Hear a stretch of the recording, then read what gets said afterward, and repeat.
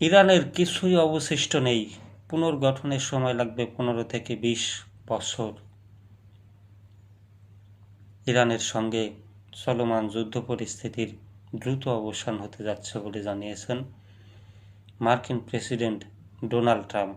মার্কিন বাহিনীর অভিযানের ইরানের সামরিক শক্তি ব্যাপকভাবে ক্ষতিগ্রস্ত হওয়ায় ওই অঞ্চলে যুক্তরাষ্ট্রের দীর্ঘমেয়াদী উপস্থিতির প্রয়োজন নেই বলে দাবি করছেন তিনি।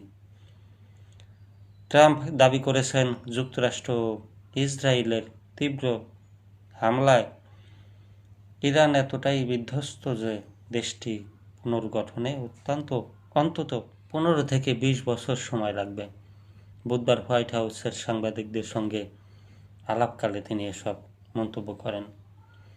মার্কিন প্রেসিডেন্ট বলেন, আমরা ইরানের সম্ভাব্য সব কিছু ধ্বংস করে দিতে চেয়েছিলাম। আমরা তাদের অনেক পেছনে ঠেলে দিয়েছি। আমরা যা করেছি তা কাটিয়ে উঠে দেশটির পুনর্গঠনে 15 থেকে 20 বছর সময় লাগবে।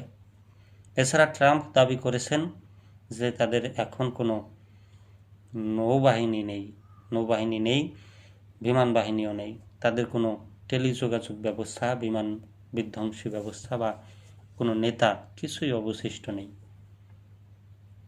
আলোচনার বিষয় উল্লেখ করে তিনি বলেন, ইরান যদি আলোচনার টেবিলে আসে তবে ভালো, কিন্তু তারা আলোচনায়